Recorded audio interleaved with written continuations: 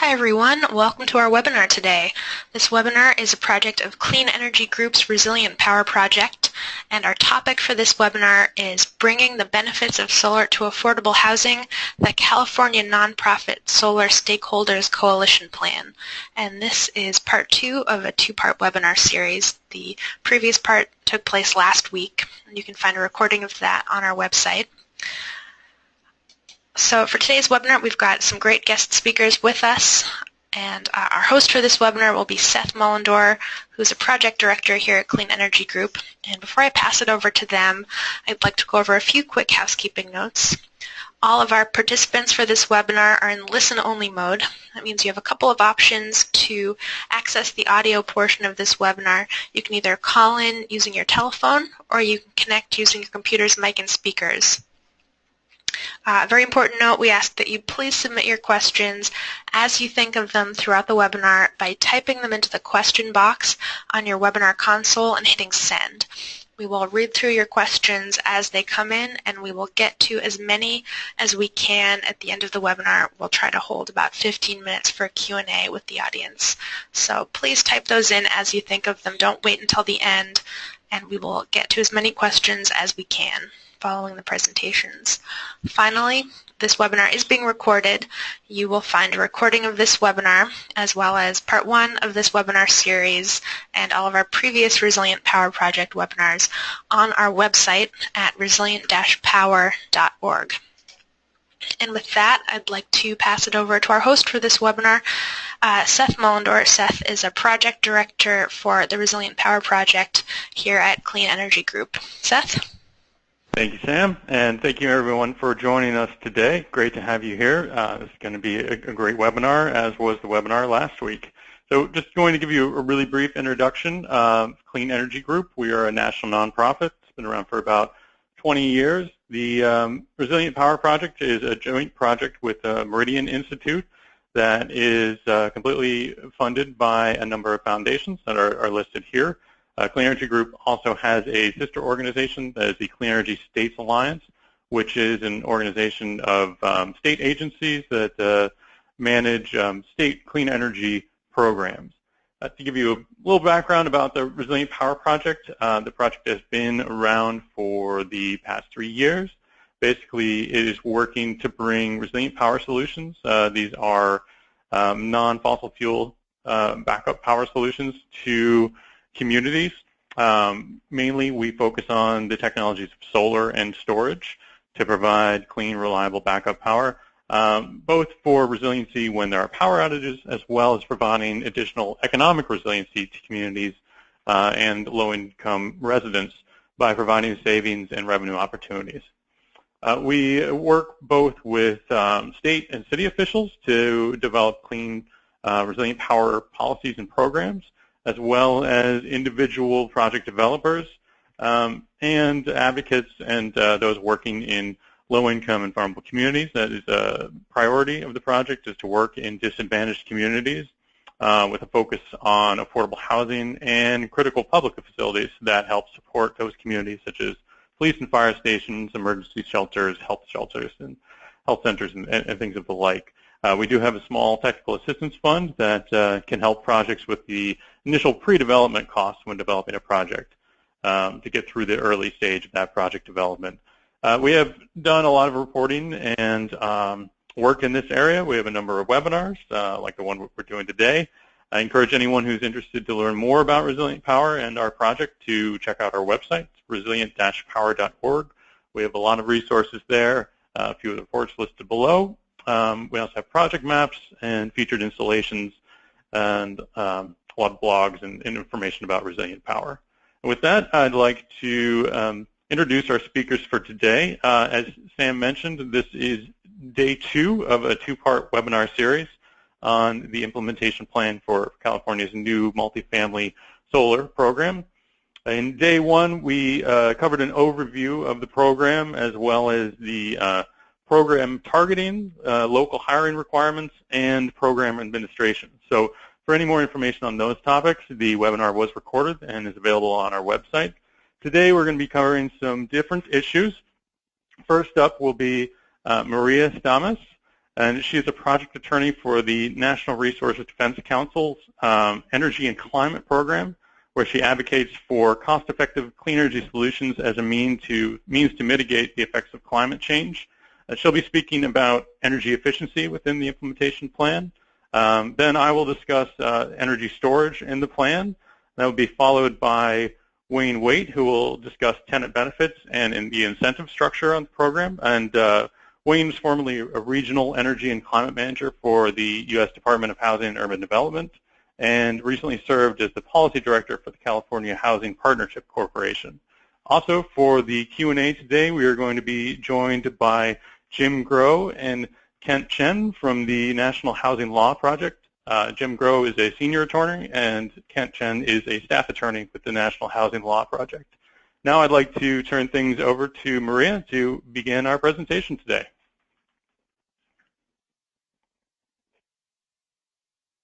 Great. Thanks, Seth.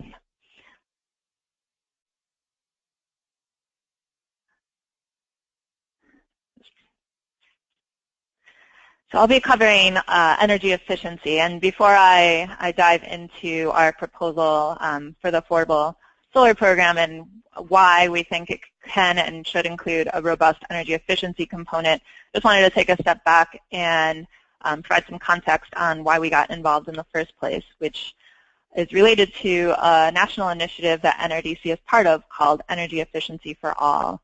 So as part of Energy Efficiency for All, NRDC works with other national housing organizations, implementing organizations, and a variety of local partners in 12 states to ensure that energy and housing sectors are working together to tap the benefits of energy efficiency for millions of low-income families. And we have California as one of the 12 states that we focus in, and we've done a lot of work on how energy efficiency programs can ensure that they're also providing benefits to low-income multifamily housing. So AB 693 it created $1 billion over 10 years for solar panels on affordable housing.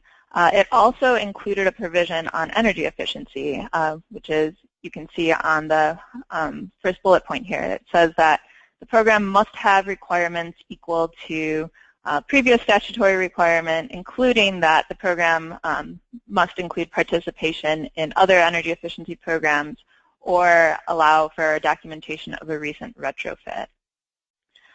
So the previous program that it's referencing is the Multifamily Affordable Solar Homes Program in California, which is known as MASH. And the great thing is that we have this MASH program that's been in existence for several years that we can learn from, both in terms of what worked and also in terms of what can be improved. So the previous MASH program, this Section 2852, it required that program participants enroll in a low-income direct install program. That was in the statute, but it was never actually implemented. The main reason for that was because the low-income energy efficiency program as currently designed only provides,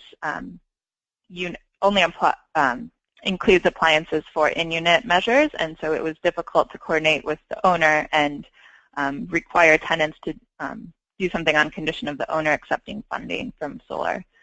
So as a result, what that program did was require an ASHRAE audit in order to participate and access solar funds. So we have years of data now of what that ASHRAE audit requirement resulted in, and unfortunately, it resulted in very minimal energy efficiency adoption in these buildings. And so we have a program evaluation from Navigant, for example, that looked at the MASH program and looked at the energy efficiency requirements and said that, I'm quoting here, the energy efficiency requirements in MASH are minimal and in Navigant's opinion are not effective. The only requirement is to conduct an online audit and submit a disclosure form that states whether the applicant will install any energy efficiency measures. The audit appears to be viewed as just another form that needs to be submitted with the application.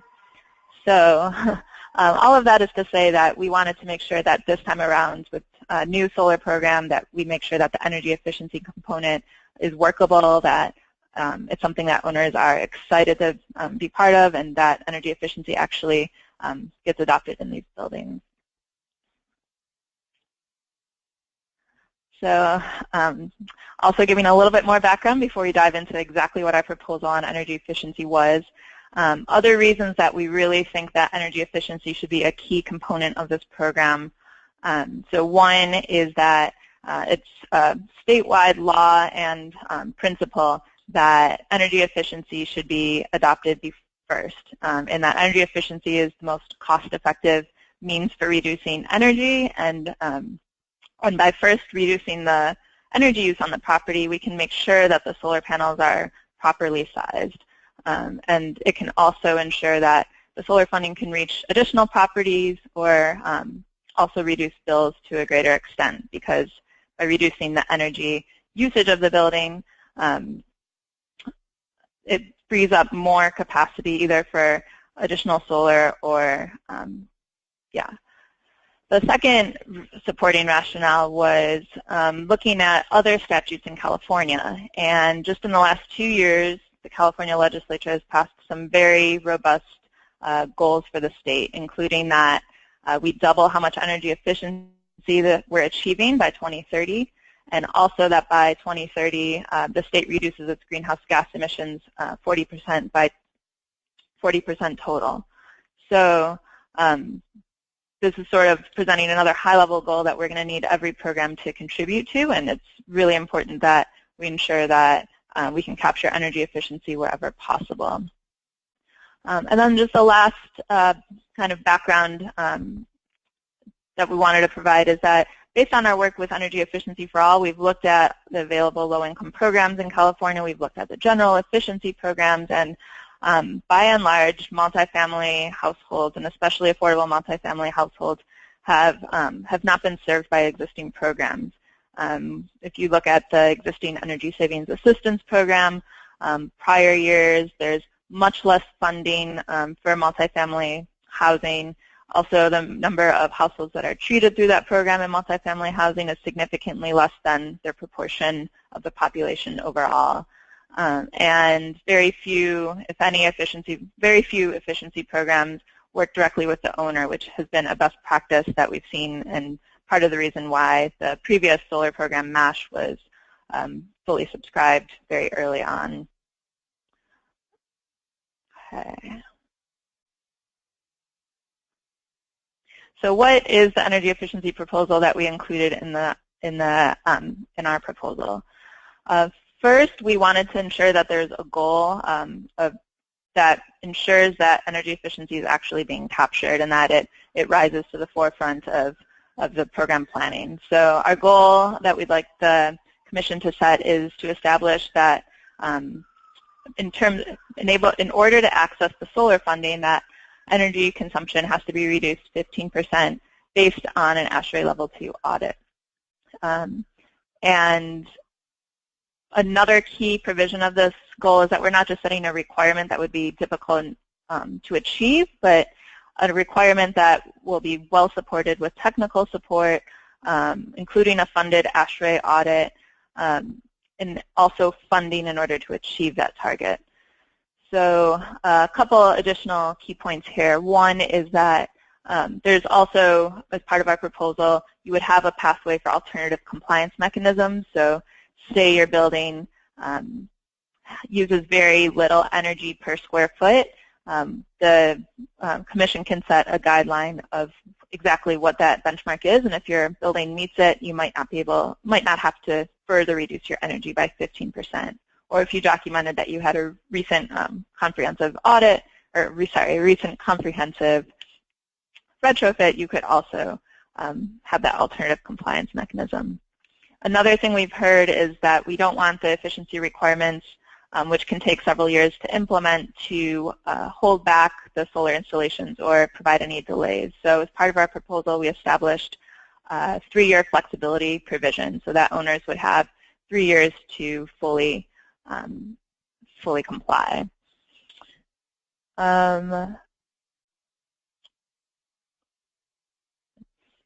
So yeah, and then just I wanted to highlight here the affordable housing market solutions. These are solutions that we've seen work in other programs across the state, especially in the low-income weatherization program that's run by the Community Services and Development Department. They have a large multifamily program that was recently launched, and they're providing upfront technical support and assistance for owners, focusing on the whole building, making sure this one-stop program delivery, making sure that an owner only has to go to one place, and that that central administrator would provide access and direction in terms of where funding resources are, and also enable the building owner to choose their contractor, especially since they're often working with a lot of different projects on site, and so to be able to use their existing contractor has been really helpful for owners.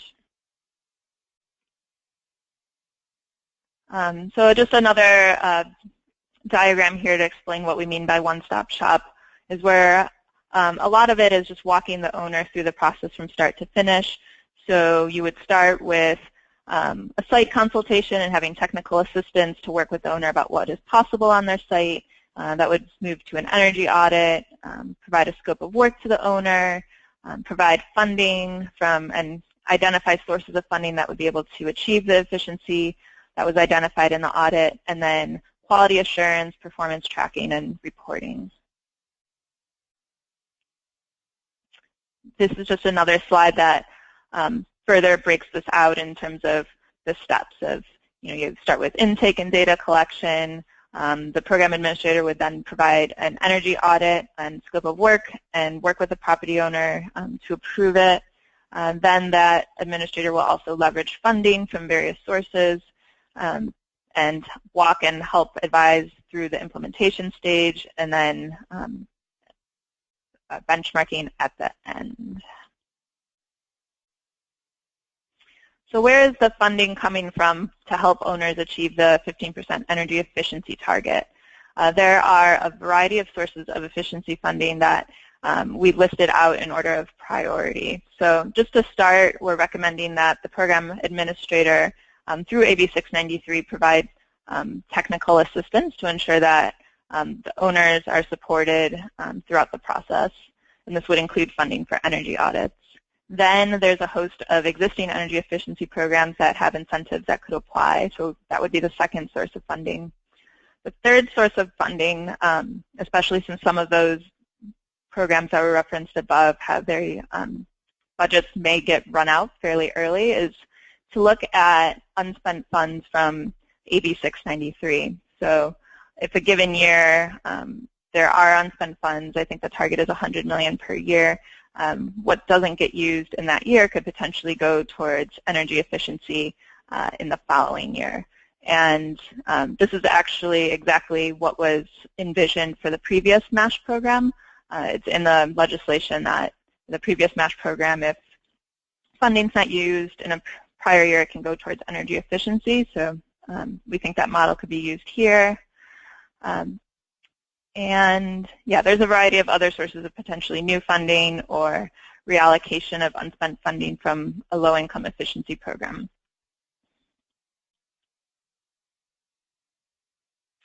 So that covers the energy efficiency component of AB 693, and I'll hand it off to Seth.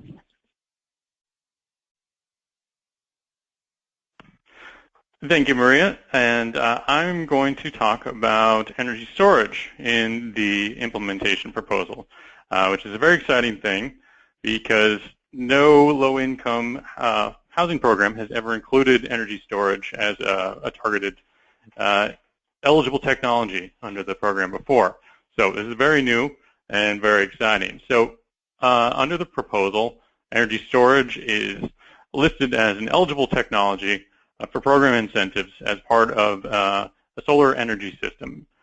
And the reason for justifying this inclusion is that after a careful analysis, it was found that energy storage systems have the potential to add value for both property owners and tenants. Not only that, storage can insulate the value proposition for solar from rate changes that are happening either on utility rates or regulatory changes, such as changes to net metering policies. Also, there's careful consideration to make sure that California's low-income communities, vulnerable and disadvantaged communities were kept included in California's clean energy technology transition, which increasingly involves storage. We're seeing more and more projects in California, specifically combining both solar and storage technologies.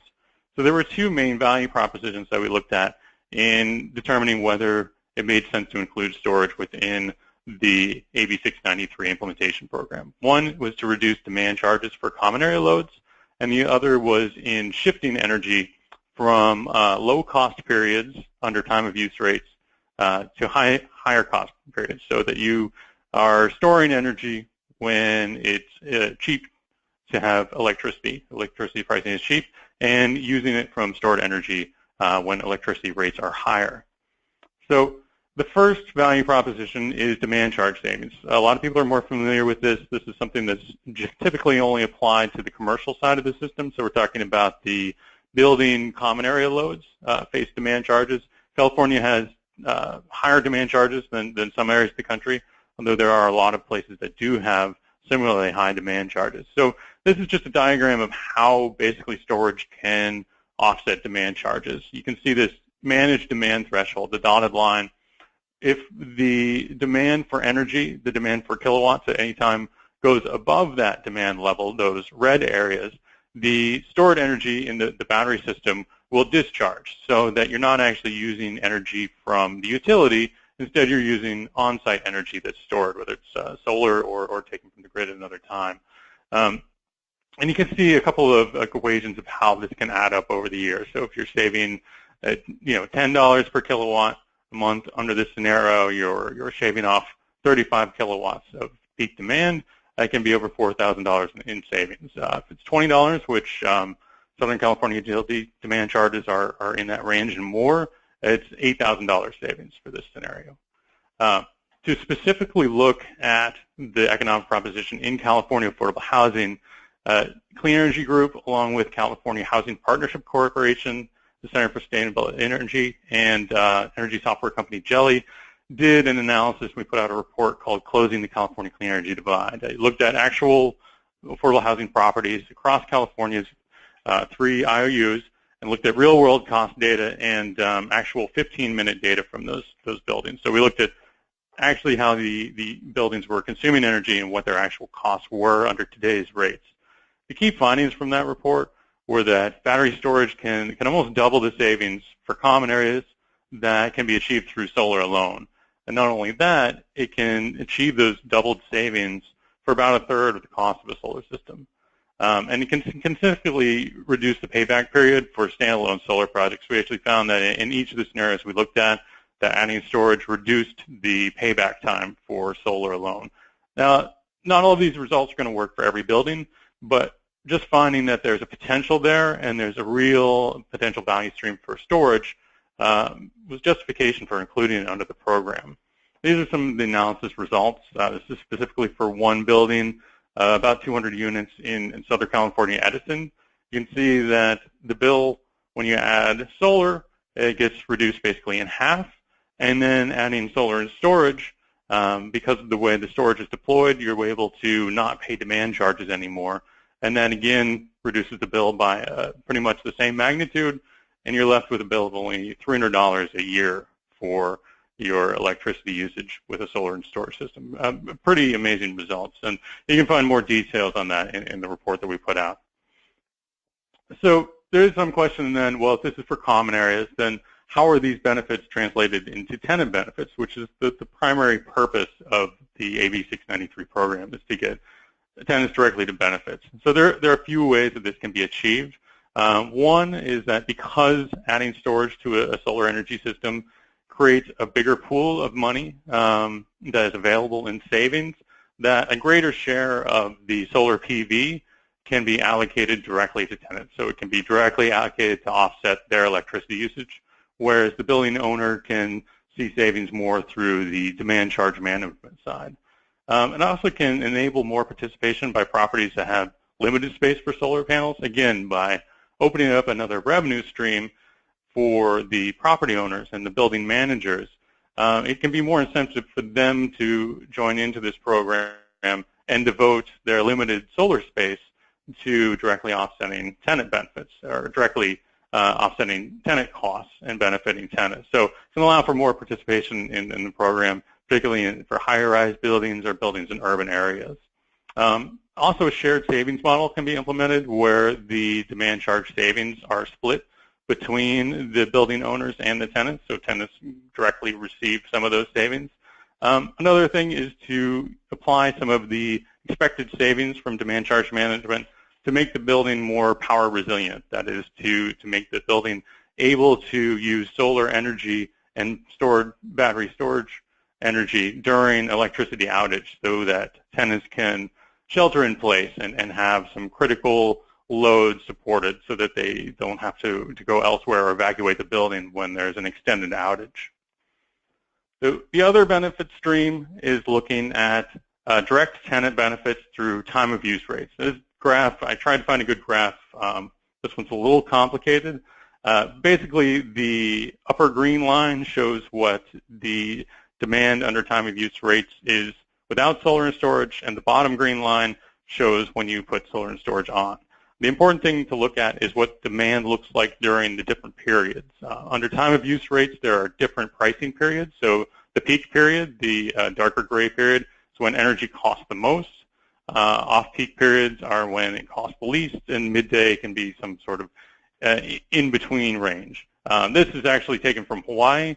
Right now in California, it has different peak periods, but this gives you an example. You can see by deploying energy storage, the storage solar energy in the midday, you can reduce the usage during the peak time and save money by basically shifting solar energy towards later in the day and using it then. Time of use rates, most residents in California and most affordable housing residents do not currently have time of use rates. They're currently on a flat rate per kilowatt hour charge, but they're coming. California has implemented a 2.0 net metering, where that basically says that when the utilities reach a 5% cap on their peak load being served by solar, that solar owners on net metering will be shifted to time of use rates. San Diego has already hit that cap, and the other utilities are well on their way. Actually, in 2019, all California residents will be shifted by default to time of use rates. So we worked on analysis for this implementation proposal just to see what time of use rates would look like with storage. Again, you can see the bill of solar gets cut down quite a bit. This is solar to offset 75% of the consumption. And then adding battery storage to that increases the potential for savings by an additional 10%. So it knocks it up from 86% savings to 96% savings. It's not as dramatic as the common area load side, but it still translates into additional savings for tenants that they can directly benefit from through lower electricity bills. And in fact, the payback for these projects, it looks quite promising. Under the scenario we looked at, the payback for this combined solar and storage system was about 3 years. Just adding the storage itself is about 4 years to pay off the storage system. And this is not across all of California at the moment. This is looking at Southern California Edison, where the summer peak is almost 50 cents per kilowatt hour, and the off-peak is 12 cents per kilowatt hour. So there's a big difference between the peak and off-peak time, and that's why this energy time shifting with battery storage makes sense and can directly benefit tenants. And it's something that will be coming for all residents of California in the near future. So just quickly, I'm going to go over the proposed incentive structure for energy storage under the implementation plan. Basically, it's modeled off of California's existing program, that is the self-generation incentive program. It's a program that's been in place for a few years now, including advanced battery storage systems. And so it was recently redone so that it's a per watt incentive program. So for systems that are larger than 10 kilowatts, basically it's 50 cents per watt is the incentive. And for small solar systems, those less than 10 kilowatts or equal to 10 kilowatts, it's a bit larger incentive of 60 cents per watt hour. The reason that we base it off of that is there's not a lot of data out there about the cost of storage and affordable housing. So this was a baseline that we could use for a program that's been in existence. The reason that the self-generation incentive program isn't a good option for affordable housing is there's a lot of competition for that program. And we wanted to have all of the incentives available under one roof. Like we were saying, under the efficiency program, you want to be able to do a one-stop for incentives for both solar and storage. And affordable housing is going to face different restraints that the rest of the market isn't going to face in implementing a lot of these systems. So this incentive is there just for multifamily affordable housing. There was some concern among some parties to the proceeding whether or not there would be enough incentive money to cover both solar and storage. We did analysis on that as well and found that even if 100% of the properties were to install storage, which is an unreasonable amount, there's not going to be that many that it makes sense to install storage at this time. But you can still reach the ultimate goal of the target, which is 300 megawatts of solar deployment of the 10 years of the program. And that's under a worst-case scenario. So it's likely that much more than that can be achieved, even if you do include energy storage in the program. So with that, I'm going to wrap up the energy storage section and turn it over to Wayne Waite, who's going to talk about tenant benefits and the solar incentive structure. Thank you, Seth. Wayne Waite, and I work with the coalition as the policy director of the California Housing Partnership Corporation, and we'll be continuing those efforts through support from the Energy Foundation and the Clean Energy Group in the year ahead. The incentive structure is arguably the kind of one of the most important elements of the program, along with the tenant benefit requirements, providing access to solar energy systems to tenants and mandating levels of generation to be allocated to those tenant units greatly influences the financial structure needed to support the program. And additionally, the incentive structure that must be created to support the program directly affects the financial feasibility for the solar energy systems installed.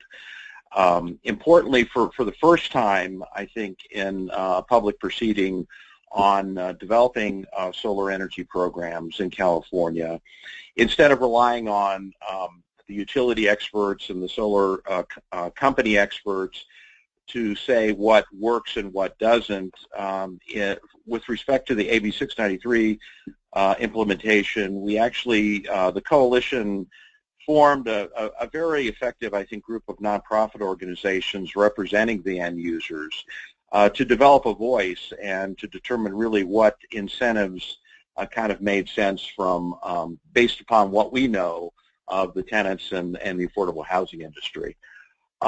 Starting off with tenant benefit requirements, there are three core requirements governing tenant benefits. The first and important one is that the allocation for the solar systems installed under the program must primarily offset electricity of the tenants. And this is a really new program, and as far as I know, there's not a requirement like it in any program around the country. Secondly, the low-income tenants must also receive credits from those allocations on their utility bills and actually benefit monetarily from those installations. Again, another, I think, first with respect to the design of solar programs. And then third, and this is also quite important, that the benefits must be continuing. That is, that there must be a continued economic benefit received by those low-income tenants. So it raises questions about really future tariffs, future fees that might be applied that would affect really the value proposition to the low-income tenants. In our proposal, just kind of briefly, to implement the requirements, the coalition thought that there should be some flexibility in setting the allocation percentages for tenant units to address a lot of really different building types. There's no fixed percentage of common area electricity usage in affordable housing.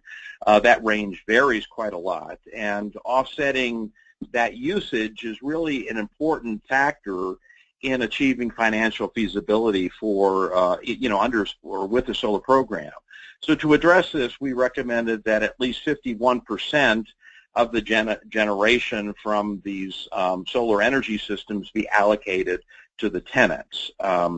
We also commented that if the Commission were interested in establishing a higher level of allocation, that really the optimum level for tenant allocations is probably somewhere between 70 and 80%.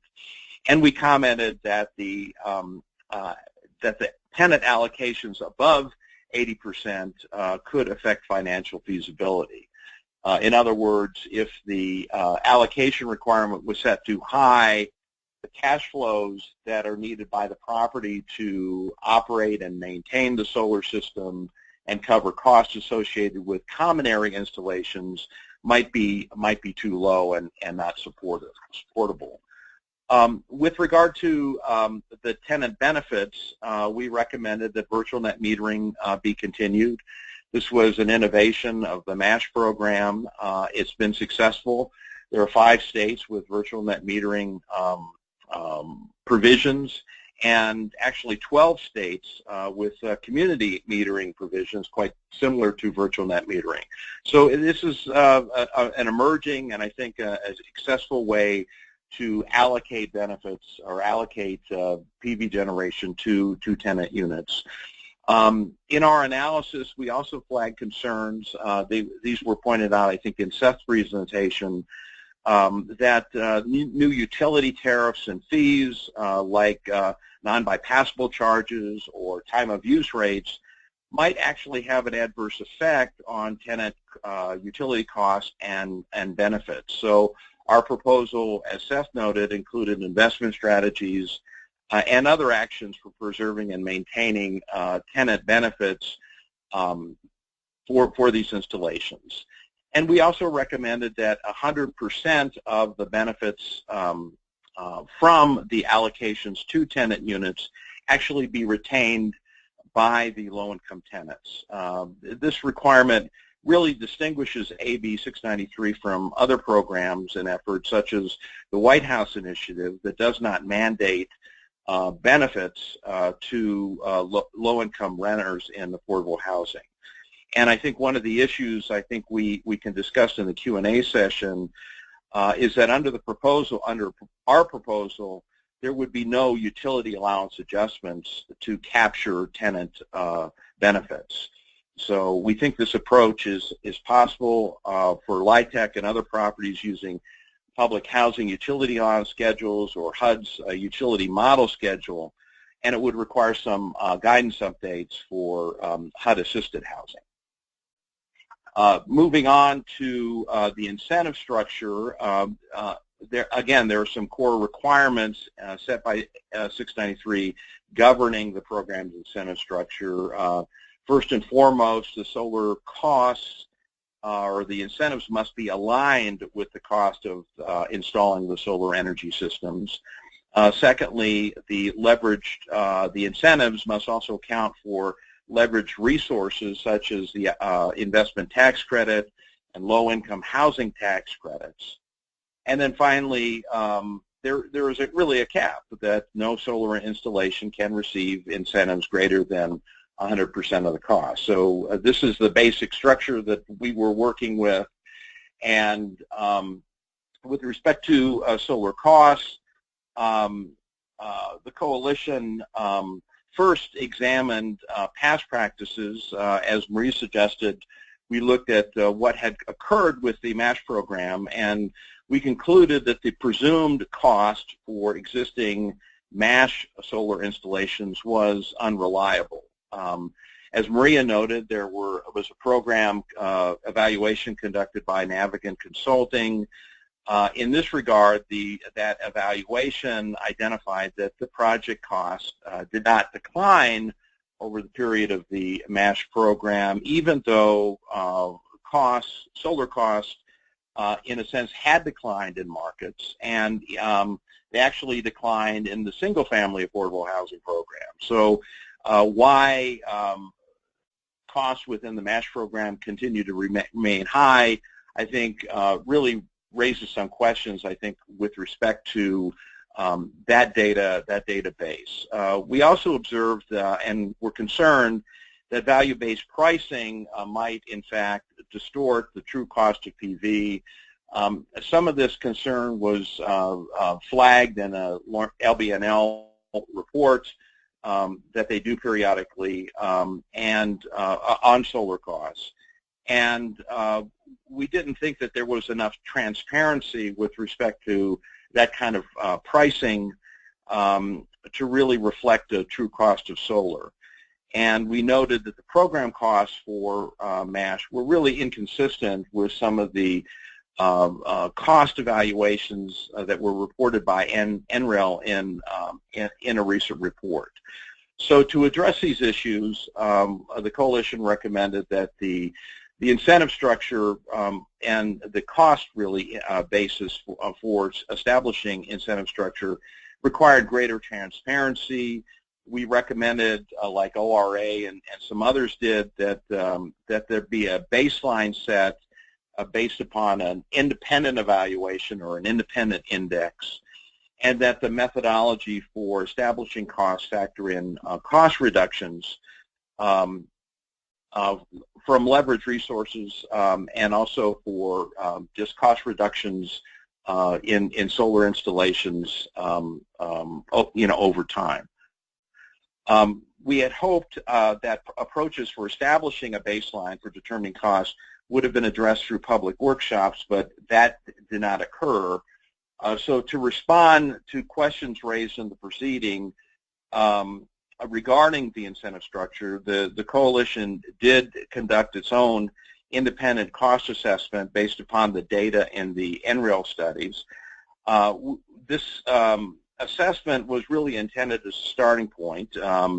It's not a complete analysis given the time constraints that we were operating under, but it does demonstrate a methodology for establishing costs that can be used in setting incentive levels. And we believe that a more complete index can be developed using the NREL and LBNL databases and research, and evaluations of things like economies of scale, which I don't think are well reflected, I think, in existing incentive structures, and as well as the impacts of things like prevailing wage rates and the added costs associated with carports and so forth. So in terms of the leverage resources component, the incentives must take account for resources contributed to offset solar costs. And in this regard, the coalition developed models to estimate really the value of ITC and low-income housing tax credit contributions. The California Housing Partnerships has a lot of experience in this effort. In fact, that's really their core business strength. And as part of this analysis, we found that there were a number of factors that influenced the amount of leverage funding that really needed to be accounted for. And specifically, the ITC basis is reduced by the amount of the incentives. This is probably an obvious point, but in other words, we cannot just multiply the PV cost times 30% and assume that that's the contribution. The PV cost must also be adjusted to account for that incentive. So the contribution is actually reduced somewhat. Likewise, the basis for the low-income housing tax credit is reduced by 50% of the amount of the ITC that's claimed. So in other words, the basis for the solar cost in an LIHTC transaction is reduced before applying the tax credits, which reduces the amount of the contribution. The ITC benefit is also reduced by the percentage of nonprofit ownership interest in the property. In particular, we found that the nonprofit ownership interest may, in some cases, negate the value of the ITC altogether. And we noted that in some recent 4% transactions dealing with RAD refinancing and re-syndications, the value of the ITC was negligible. And two final points. We wanted to emphasize that it's important to use the correct percentage, tax credit percentage, when determining LIHTC contributions, and that LIHTC financing is paid out over a 10-year period, so the value of those contributions needs to be discounted in some way. So, you know, all of which is to say it's important to take into account these factors so that the amount of the contribution from the property owner that's available is not overstated. And doing that would create some potential risk for the project and potentially steer property owners into ownership and financing structures to address financing gaps, which might add additional costs or reduce benefits. So these were important considerations that really got uncovered and identified as part of the coalition's analysis. So to develop and recommend an incentive structure, we developed methodology and models. Separate approaches were formulated for the tenant unit portion of the installation and the common area portion of the installation. For tenant units, the formulation is fairly straightforward. The formula basically is that we look at what the PV cost would be, again, based upon this index, and subtract any leverage resources that might apply.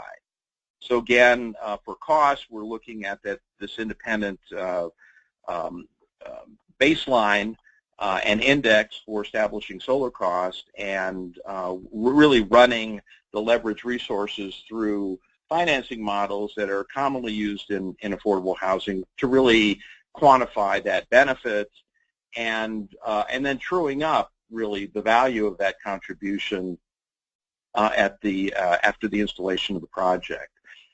For common areas, the elements that I just discussed are also included, but in addition to those, we also need to take account of the energy savings contributions received by the property owner that are available for the property to underwrite costs. And in that regard, we needed to look at the net energy savings available that could be used and is available to cover debt service.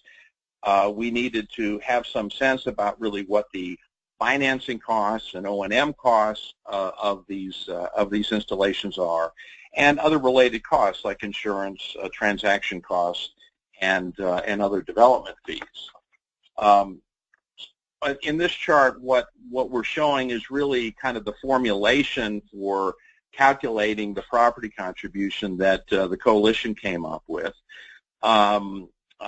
And in developing really this formulation, we consulted with stakeholders to really flag and identify issues that really affect in a sense, what's available, the amount that is reasonably available to support the project, to undertake the common area installation owned by the property, and also support the ongoing operation and maintenance for the asset. And we can discuss this formulation later in the Q&A period. The coalition also conducted a sensitivity analysis to examine really what the effectively break-even points are for and what incentive level is required. So we examined the amount of the total cost paid by the property and what would be covered by energy savings or leverage resources under different incentive scenarios. And from this, we estimated what the net energy metering value would be that's needed to generate the level of energy savings required by the property to underwrite the installation of the project costs that are not offset by incentives or other resources. So the chart shows this analysis, and based upon the current utility rate structure, we concluded that the sweet spot for the incentive level was somewhere between 50 and 60% of project costs. And then when we also looked at the project in terms of a 10-year payback period, the sweet spot turned out to be 60%. So ultimately, based on our analysis and the models that we developed, we proposed an incentive structure. This slide shows it under different incentive and leverage resources scenarios. We think that this structure creates a level playing field. So in reading this table, for example, for residential units where there is no leverage resources in play, the amount of the incentive would equal 100% of the cost of the installation, again, because there's no tenant contribution. For common areas, since energy savings are also figured in, we recommended that the incentive level be set again at 60%, and again, that's based upon the analysis that we performed, and was part of that was shown in the previous slide. And then finally, kind of to wrap up, we were also concerned that the incentive structure, in a sense, not steer property owners into financial arrangements that might be detrimental to the property. So if incentives were too low, a project might not be financially feasible for the property to underwrite based upon net cash flows, and this in those cases, either the project would not move forward, or the property might be steered into a third-party mechanism to avoid funding gaps. And so the concerns raised there are, potentially there might be a misalignment between the TPO pricing and the level of incentives received relative to the installation cost. So if you have an installation that's really highly subsidized and is covering really the majority or really most 80% or more of those costs, the TPO pricing that accompanies that should equate. And under this program, prepaid lease structures, I think, should be carefully examined. The TPO structure also adds cost to the property owner compared to incentive structures aligned with cost, and they also reduce the total amount of benefits received over the period to affordable housing. So our message here was that if you're going to steer, there needs to be some regulation and oversight of these kinds of mechanisms. And the final points are that with respect to the escalator, there are some special concerns on the unregulated use of escalators, and really the lack of requirements for disclosures, which as many of you know, is an area of concern to the Federal Trade Commission. A 3% escalator, which from my experience at HUD was not unusual at the time that I worked at HUD, adds about 75% to the kilowatt hour cost over the agreement period, and actually increases the overall project cost by 35%. So our conclusion is that because this added cost occurs really outside the project approval process and has no oversight, there are special concerns we think that need to get addressed in establishing these structures. The added cost per kilowatt hour under these agreements is not regulated, and TPOs are not regulated in terms of their disclosure requirements. So we think that these issues need to get addressed. So with that, I will stop, and thanks for the opportunity. Seth, back to you. Yeah, thank you, Wayne, and thank you, Maria. We unfortunately ran a little bit long. There's a lot of information in there. I want to let everybody know that these slides will be available online. We'll send an email out to everyone when the recording is available, and the slides will also be available at that time. We have a lot of questions, so I'm going to get to those now. We do have everyone, I believe, is able to stick around for a few minutes afterwards, so hopefully we'll have time to get to your questions. I'm going to have to pick and choose a bit, but if we don't get to them, please reach out to the people that presented today, and I'm sure we'll get back to you with proper answers. So starting off with an efficiency question for Maria, one thing that's come up with the LIWIP program limit in the percent reduction is that while tenants pay the most of the bills, but the property owners are making the investment towards most of the 15% reduction for efficiency. Is there anything in the proposal that addresses this split incentive issue so that the owners can get a reasonable return on investment for efficiency investments? Sure, great question. So a couple points here. One is that the efficiency requirement that we'd be setting up as part of MASH would not just be efficiency for common areas, it would be efficiency for the entire building. So we definitely expect there to be reductions directly on tenants' bills. Also, this program only applies to rent-restricted properties, and so what we've seen is that any extra efficiency savings that go to the owner are able to be reinvested in the building, which helps preserve its long-term affordability and also provide some health and safety improvements for everyone living there. Okay, great. Anyone else have anything to say on the topic?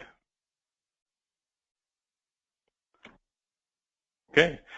We had a number of questions about the battery section, about energy storage. Some of them I would just urge people to check out the report, the Closing the Clean Energy Divide. A lot of the assumptions are in there.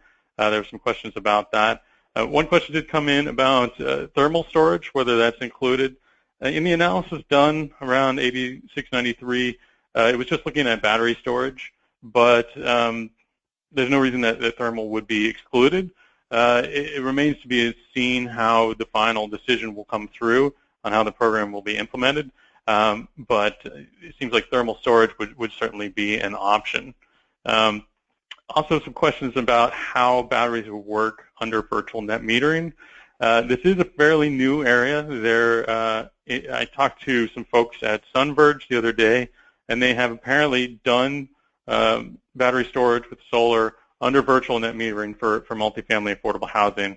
I do not have details on those projects, so as far as how the interconnection works and how everything works on connecting those properly for the utilities, I'm still not sure how that all works, but that will be coming through, and it has been done, but I think the details are still to be sorted out some for that, because it's a fairly new territory, and you have to be working with utilities to figure out exactly how that will be done.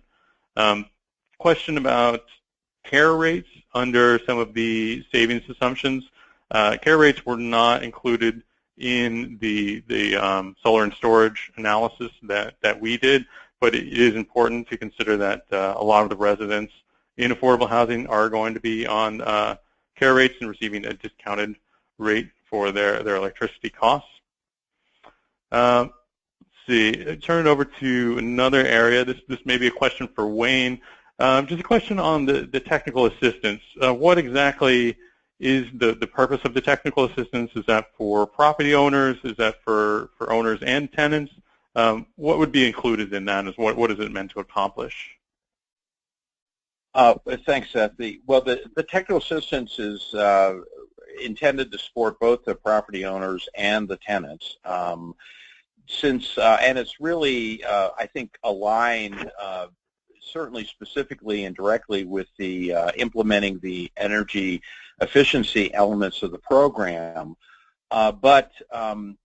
You know, again, with regard to the program, there are a number of underserved areas and disadvantaged communities that we want to make sure have solar access. And so there would be some TA to property owners in those areas that, let's say, did not have the capacity to evaluate the financial merits a solar energy project proposal to really do some evaluations in terms of a project solar capacity and what some of the financial outcomes would be based upon analysis of utility rates and consumption, throughout the day and over the course of a year.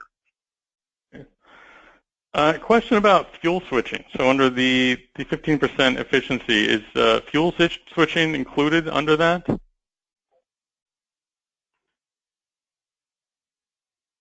Is that a question for Maria? Whoever has an answer. Could you repeat the question? Sorry. The question is about under the efficiency, the 15% efficiency, whether or not fuel switching is included in that as far as an efficiency measure. I think it definitely could be. Our proposal didn't go into the specifics of exactly which measures, but as long as measures are proven to save 50% of energy consumption on the property, they'd be eligible. Great. A couple of questions about how tenants will benefit financially. What about situations where tenants do not pay their own utility bills? So I'm guessing this would be master metered properties. So with master metered properties, this is Jim. I can't recall. The proposal is primarily focused on tenant metered properties because that's the most common presentation out here in California, probably 3/4 of the units. Wayne, do you recall whether there was something in the proposal that addressed master metered? Yeah, I mean, we did not want to exclude any of the eligible properties within the state. So within our proposal, we recommended including master meter properties because the benefits that are actually received are used by the property owners to provide improvements to the property. And so in our response, we suggested that they be eligible and that there be some demonstration of tenant benefits, in a sense supporting their eligibility. Okay, how about, so this is a question I know that's come up before, is HUD-assisted housing. How could tenants accrue 100% of the allocated benefits for HUD-assisted properties? So this is a problem for both HUD and RD assisted properties, where the utility allowance is typically, under the rules, required to be a project-specific consumption allowance, often based on actual consumption and cost. So we're very hopeful in our proposal that the CPUC will prohibit adjustments in utility allowances, and then simultaneously we'll have to work outside of the proceeding with HUD and RD, rural development, to get changes in their policy that would basically allow the solar credits produced under the AB 693 program to flow directly to the tenants without a further adjustment in the utility allowance, perhaps as being considered utility assistance and thus income to the tenant, which would benefit the agency to the tune of about 30% if rents are 30% of income. Adding this as this $10 to $40 a month of solar benefit to the tenant's income would give the federal government a little bit of a subsidy break, but at the same time ensure that the bulk of the benefit would flow through to the residents. Great. Thank you, Jim. We're kind of running out of time here. I just have one more quick question for Wayne. Based on the cost assessments, there was a question of whether that's the solar cost assessments were based on residential PV rates or commercial PV rates, or was this based on actual cost assessments that you had from multifamily properties? Yeah, and it's a great question. It was actually a hybrid, and I could have gone into some length, but the The cost assessment that we did was based upon the NREL research and the report that came out in, I believe it was September 2015. And they looked at both the residential rates or costs per PV as well as the commercial rates for cost of PV. And there are certainly some factors like economies of scale that are reflected in some of the commercial cost values that we thought were germane and important to incorporate. And so we tried to, in a sense, develop a hybrid approach that integrated both residential and commercial. And it was a first stab at that. And again, I think that more, I think scientific approaches can be developed, you know, with additional time. But it did include and reflect both. And we also factored in some cost increase for high wage rates in California, for example. Yep. So it was a best guess based upon, you know, the data that we had. Great, thanks for that, Wayne. I think with that, we've gotten to a lot of the questions. There are a few that we didn't get to. If anybody does want to get answers to those questions, please reach out to us, and we can either direct them to the proper person presented today, or reach out to them directly. I want to thank everyone for joining us today, and want to thank our presenters and Jim for answering questions. And I am going to turn it back to Sam with any final thoughts. Thanks, Seth, and thank you everybody for joining us for this webinar. As we said at the beginning, this webinar was recorded. You'll be able to find a recording of this half of the webinar as well as part 1 from last week on our website at resilient-power.org, and we'll also send you a follow-up email with a link to both recordings. Thanks, everybody. Bye.